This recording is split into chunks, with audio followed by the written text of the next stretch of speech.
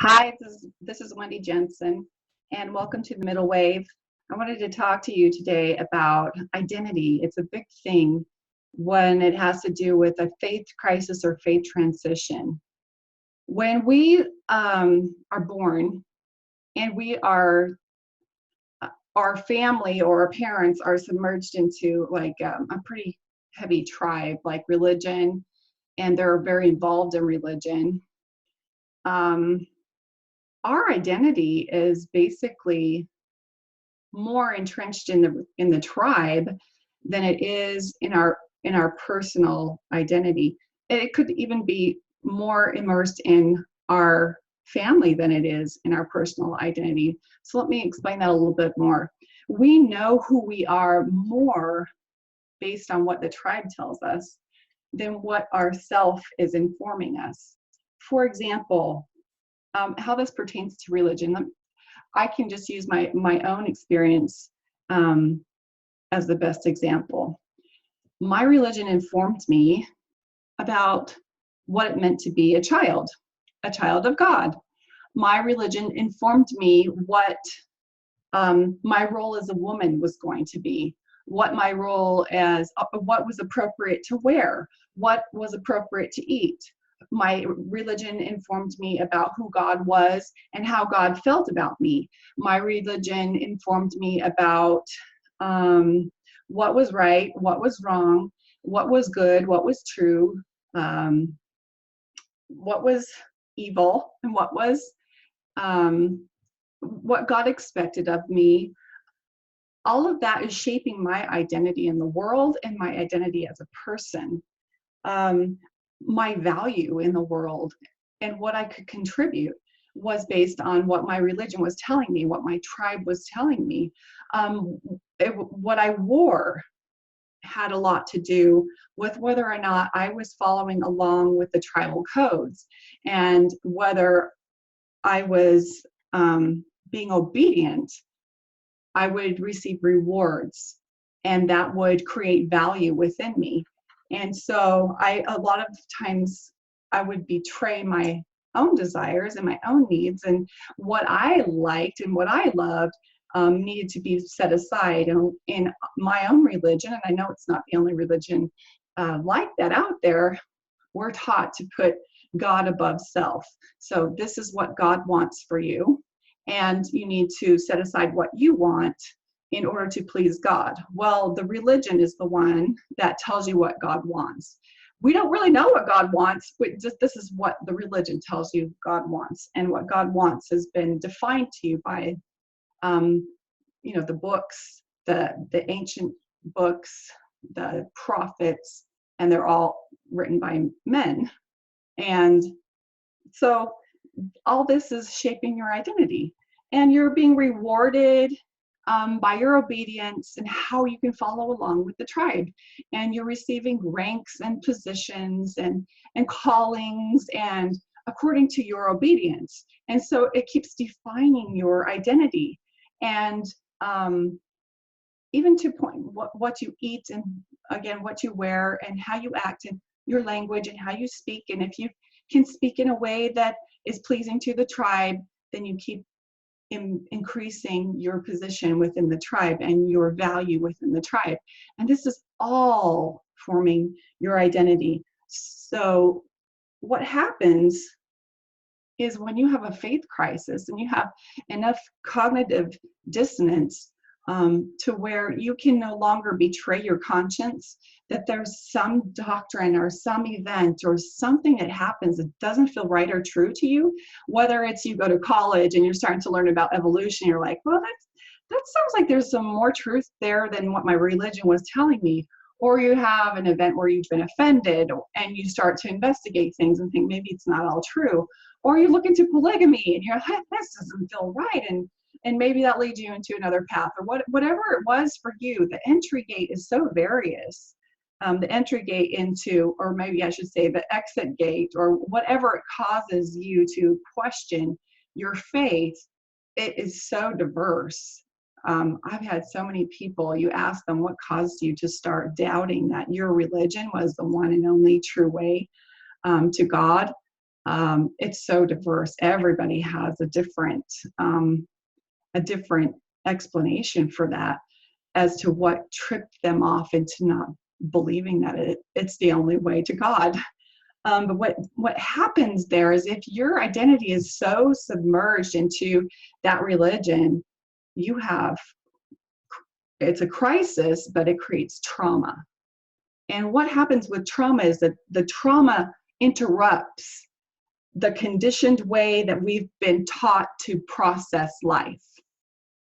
And so your whole life you've been taught this certain way how to process things, and we can't see ourselves outside of that anymore. We can't see ourselves the same in the world. And so everything is pretty much pulled out from underneath us, and we're forced to reconcile with that. And we're like, well, if that's not how mothers are supposed to be, or if my whole purpose in the world isn't to be a mother and wife and to produce children, and do I really have permission to seek a career? And maybe I do have some value in the world other than to produce children and raise them.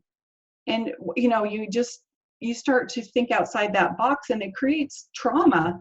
And a faith crisis can interrupt almost every aspect of your life, especially if your identity is immersed in that tribal identity. Like you really, truly don't know who you are outside the tribe, because the tribe has informed every aspect of your identity. And that's what it was for me. And it was such a disruption that I was like, who am I? And I was taught, you were a daughter of God. And this seems like a very wonderful concept. I am part of all that is holy. I'm part of the divine. And I truly do believe that. But what does it mean? Who is the divine? Now that's being redefined for me. And it really interrupts every aspect of your life, because you no longer see the world the same. You look at Adam and Eve and you're like, is that story even true? And you start to look at all the other possibilities in the world, and you start to see that maybe everything that you've been told has just been a very myopic view of where you were born in the world, at what time you were born in the world, and what vein of belief that you were raised into, out of millions of possibilities. And you start to think, I don't know who I am. And it's terrifying. But again, as far as this theme of identity, if your identity is wrapped up in your church, and because your church has been the one and only true way, and they've been defining what your value is in the world and your worth. I mean, you've been having worthiness interviews, and your worthiness to enter the house of the Lord, and all of these things are seeping into your identity. It can get pretty intense. You lose yourself, and everything just pretty much goes blank. And instead of waiting for somebody to tell you what to do and where to go and what God wants, you're having to decide all that for yourself, which you pretty much should have been able to do that at a very much younger age than in your 40s. That should have happened in your teens and in your early adult years, not in your 40s. And so you find yourself at a very immature place in life, thinking that you were making mature decisions, but they were all based on this tribal identity. And so it's unracking, and it's scary. And it's scary to think that you have no value outside the tribe. I remember myself thinking I was Wendi the Mormon, and this is how I was within Mormondom. And then even after I left the tribe and was no longer subscribing, I was still Wendi the post-Mormon, or the non-Mormon. It was still like, I can't even envision myself not having Mormonism attached to me. And so it's a big question. Who am I without all of these overlays of Mormonism? And it's a big question. That means you get to define what it means to be a mother. And what do you want? What kind of mother do you want to be? What does it mean to be a daughter? For you, what career do you want? What gift do you want to offer to the world? If you had full permission to step into a career or any kind of gift or skill that you want to develop, the whole world is open to you, and you have permission to move forward into that. What would it be, without someone defining as to what would be a good choice for you or what God wants for you? And if you step into that and you're 40 and 50 and 60 years old, and you're not really going, I don't know if I want to go to college and start a career, you're in a difficult situation where you're wondering, what really do I have to offer the world if my sole value was not to just raise children? And you have a lot of questions to ask. And I have a lot of compassion for women who are in that situation. But not all is lost, because your whole shift is to stop asking that external validation, seeking that external validation, and come into this place of asking, what is it I want to contribute? What do I want to do? And seeking that internal guidance, that internal guidance system. And that's why meditation to me has been so important, is to every day to go inside and to clear the mind and to clear those layers and layers of conditioning, and to come into a place of what I call still point, where everything is cleared and cleansed, and then ask, what do I have to offer? What suffering or pain can I ease today? How can I be of service? What is my life prepared me to do to contribute to the suffering in the world? To contribute to ease the suffering in the world, I should say. So that is an important part of a faith crisis, and overcoming faith crisis is giving yourself the opportunity to be the authority in your life and to create a new identity. And it's important. It's not just people who go through faith crisis. So you could ask, I remember listening to something from, it was a Tony Robbins video, and the man stood up and said he was suicidal because he was able to make a lot of money, and a lot of people came to him to help them make money, and that's what he was known for, is his business skills and his ability to make money. And he had lost it all, and he had nothing. He was in severe debt, and he thought if he took his life insurance policy would actually cover the needs of his family, and they would be able to survive with his life insurance policy, and he would be better off dead for them. And immediately Tony Robbins picked up on this. His only identity was his ability to provide financially for his family. That was his only identity. And he didn't have any identity in being a father or a son, or having any other hobbies or any other interests outside of being able to financially support for his family. And I could resonate with that. I was like, I didn't have any value other than how I could support the church, or how I could be an instrument in perpetuating Zion, and being a missionary, or being, teaching my lessons, or being, everything I was doing was so immersed in church that I didn't know how to be anything outside of church. And so when you took the church piece out of me, I'm like, oh, I don't even know how to exist, and I might be better off dead, because I don't have any identity outside of church. And it is disrupting to your entire system. And so as I watched this interchange between Tony Robbins and this man, he helped him realize, how beyond your ability to make money, what kind of father would you like to be? If you provided your family with the money by killing yourself, and they were living off your insurance policy, do you realize that your son wouldn't have a father? Do you think that he would rather be provided for than to have a father? And he helped him realize how silly it was. And so I started to recognize, what kind of mom do I want to be?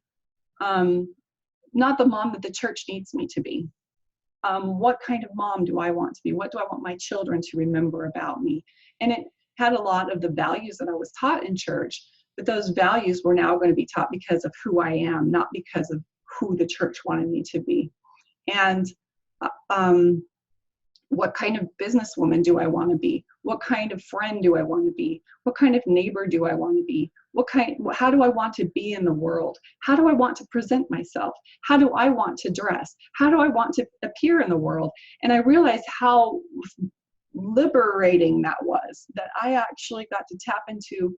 It was like my mind was a mansion, and there were some rooms that I had never even been into, like locked doors that I have never been into, because I wasn't allowed to even know what it is I wanted, because I was trying to be what God wanted according to what the church was telling me God expected of me, because of this doctrine of God over self. And in actuality, I understand that is not becoming what God has created me to be. And it's this understanding of knowing yourself. Knowing yourself and self-realization is true maturity. And this idea of understanding who you are and growing into yourself is quite a mystery.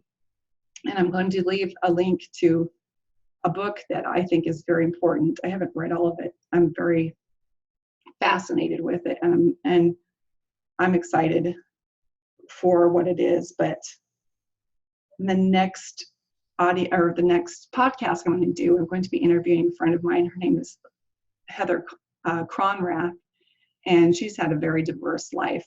And it's about becoming an authority in your life and finding that identity. And so we're going to be talking about that. But I just wanted to talk about that, understanding that your identity has been completely submerged into the tribe, and you're learning how to become you and giving yourself permission to be you without all those overlays. And it's a big deal, especially if you're in middle life and you're not just this little young adult. You're a mature adult. It's very disrupting. And so I have that compassion for you, and that crisis and that trauma of learning how to be in the world when everything that you've been conditioned to see and understand has kind of been pulled out from underneath you. So it's a great opportunity for you. Your faith crisis is your greatest gift. And I know it feels like heck at times, and it feels so disruptive, and it's scary, and you're experiencing a lot of pushback, maybe from family who are still within that paradigm, and you're feeling maybe that, am I doing the wrong thing? Do I have permission to think outside the box? And all those things are still swirling around. But your faith crisis is an opportunity for you to stop seeking that validation, that external validation, and to go within, and to stop betraying your conscience, that internal part of yourself that's crying to be known. It's seeking to be understood, and it wants you to discover who it is you are, so that you can bring those gifts forward with full permission to express yourself in your unique individual. The unique individual expression of you is the greatest gift that you have to offer, and it's an exciting time. So I just wanted to share that with you today. And again, it's called identity diversity. So if your identity has been all submerged into one basket, into the church, and all of a sudden your identity is ripped out from you because it was all wrapped up into the church, and now you're no longer believing in that religion, your identity has like been pulled out from underneath you. And now you're trying to create identity diversity. And don't put all your eggs in one basket. Make sure you have an identity as a business person, an identity as, a hobby, an identity as a spouse, in all of your relationships.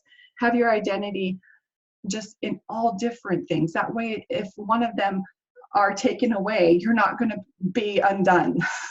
You're going to be able to stand strong and rebuild, and you'll have that emotional stability, and you'll be stronger. So That's all. See you later. Bye.